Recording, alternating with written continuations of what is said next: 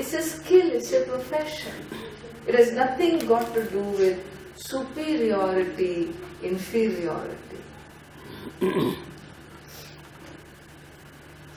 This is one of the great contributions of the British to the consciousness of the people of this land. Superiority, inferiority. Even today we talk about Varna as the what do you call that black spot of the Sanatana Dharma that destroyed the Dharma. Who says so? Who says so? It is this Varna Dharmas that taught us how to live within our Maryadas. Within defined boundaries, it defined cultures, it protected right, wrong. Kula Dharma, Stri Dharma, Purusha Dharma, Swadharma. There is no greater situation than to find how the families are looked after, how the elders are looked after. You look at some of these countries where how much money the governments spend in looking after their senior citizens. In India, we never had a problem. Senior citizens were all looked after by the children, by the families. It was all integrated into the system. Why? This is our Dharma. It has nothing got to do with your fancy, whether you like your mother-in-law or you dislike her. It is not a raga dvesha based relationship. It is a dharma based relationship. Dharma based. Likes and dislikes we have, umpteen likes and dislikes. Today I like her, tomorrow I will dislike her. Tomorrow I dislike her, day after I like her. Likes and dislikes are whimsical. They have no sthirata, no stability. A human being cannot live their life based on likes and dislikes, which is exactly, precisely the entire philosophy of the Bhagavad Gita. A raga dvesha based jivanam will lead you to disasters alone. It is kartavya based jivanam, duty based dharma, where dharma calls you. Whether you like it or not, this is your duty and therefore do it. Don't say, I don't like it, I don't care for it. I go where I like this. Individualistic societies, which is so much given to personalized likes and dislikes, have really made human beings very difficult to live with. I don't like his nose, I don't like the way he sleeps and therefore I will divorce him. I don't like the food he eats. He doesn't eat my type of food. I eat what I eat here, and so we have our differences. Hey, you're supposed to have your differences. You're brought up in two different homes. Being different is not a problem. Acceptance of the differences or lack of it is the issue. It is not differences is the issue. A rose is different from a jasmine, which is different from, azorea and so on. Differences only add variety.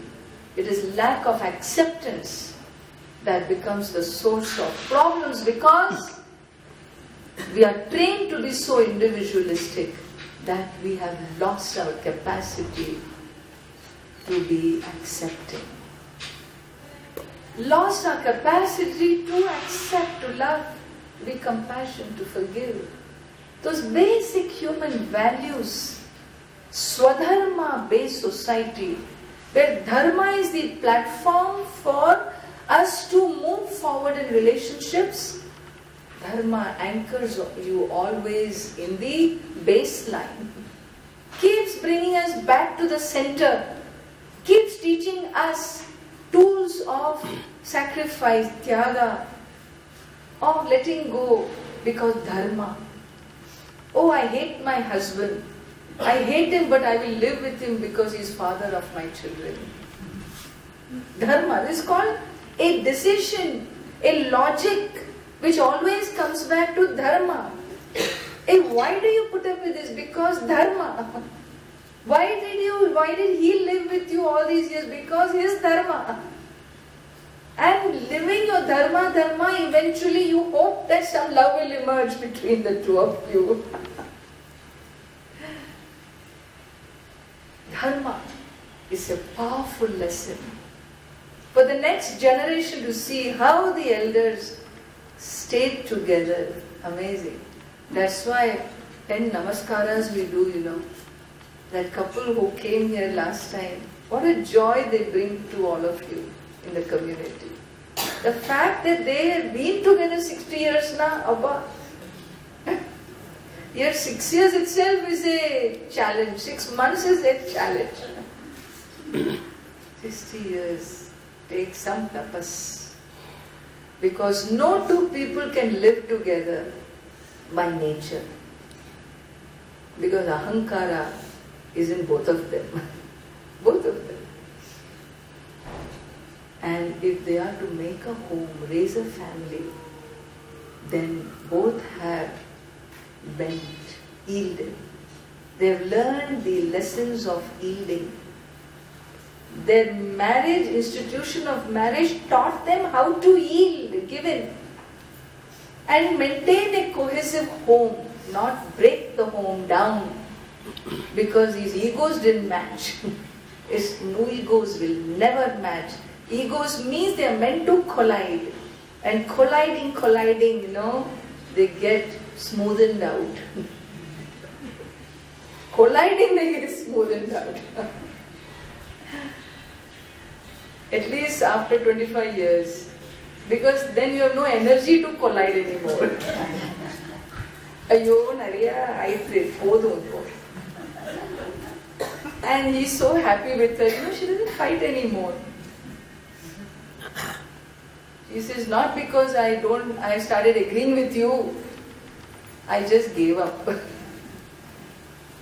I wish you had given up 25 years ago. But it takes 25 years to give up. And therefore, in this journey is about honoring Dharma. We will see in our coming class. I'd like to spend some time on what is Dharma.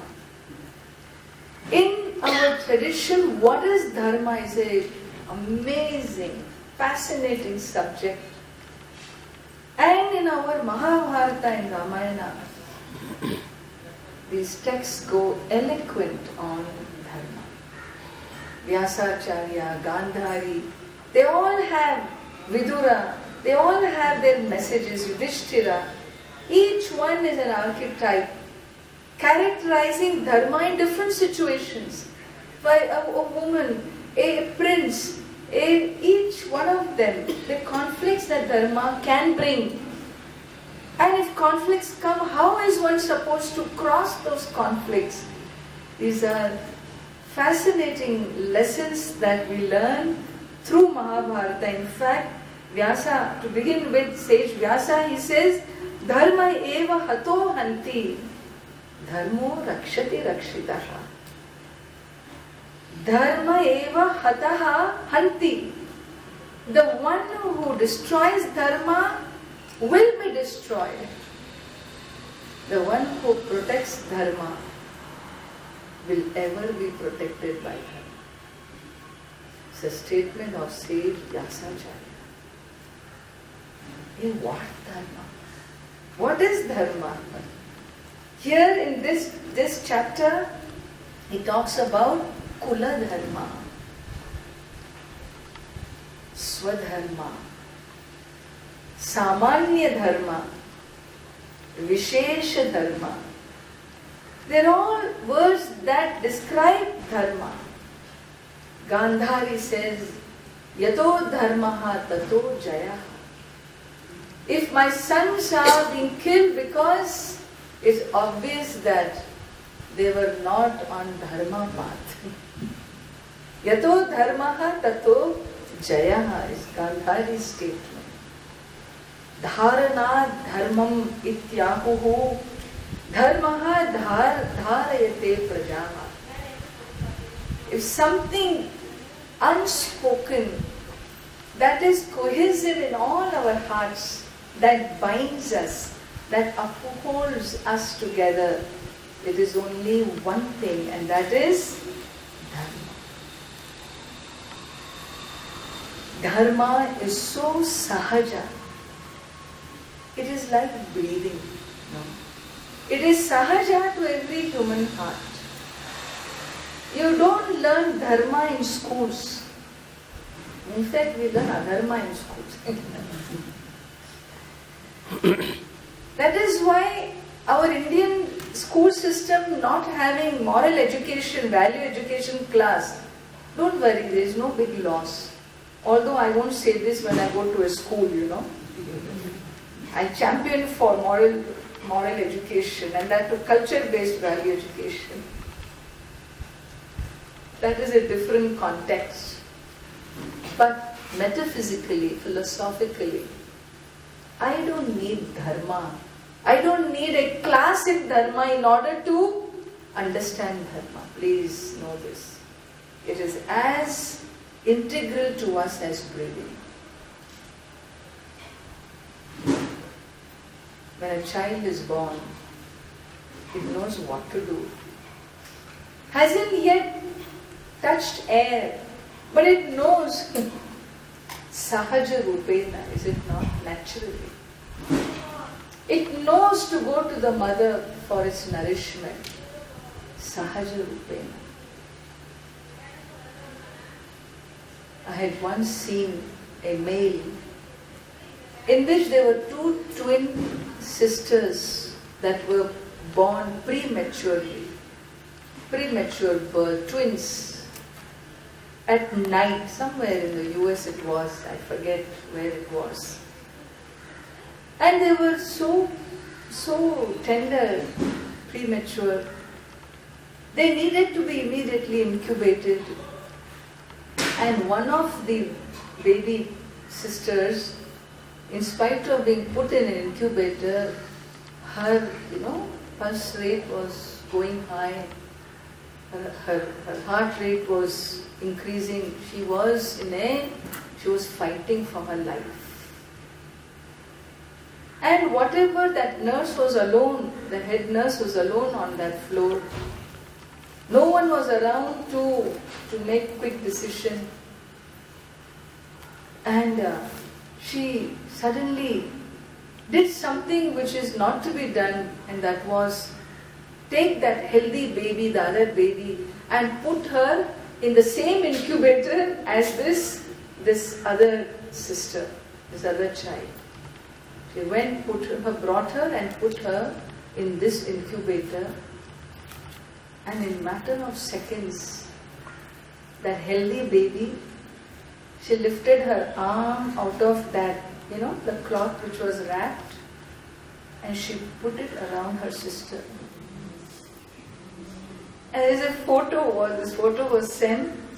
She's holding this sister like this, and in a matter of minutes, that other sister, she stabilized. She stabilized. Who taught this child to do this? Who taught her the power of embrace, the power of love, the power of care, the power of compassion, the power of picking up pain and healing? Who taught? Which moral science class did she attend? It is so sahaja. At the same time, the same child, when he begins to go to school, when she grows up, she has to think 100 things to do right things. What happens between that birth and later in life. Where do we miss the boat in choosing dharma? Is really the most amazing topic, the most important topic in our lives. I wish every child would study the Mahabharata when they are little and learn the key, the master key of holding a life in dharma, protecting this fire with which we are born, the fire of dharma that dispels darkness. Wish we had some system where we can nurture this, champion for culture-based value education. Anyway, let's leave that aside. We will see here why Varna Sankara is a problem, is one context in which opens up the whole range of the dharma as seen in the spiritual tradition of India. We will pick up this topic in the next session. We will close here. Om Purnamadav Purnamidam Purnat Purnamudachyate Purnasya Purnamadaya Purnameva Shishyate. Om Shanti Shanti Shanti. Hari Om Shri Gurubhyo Namaha. Hari Om.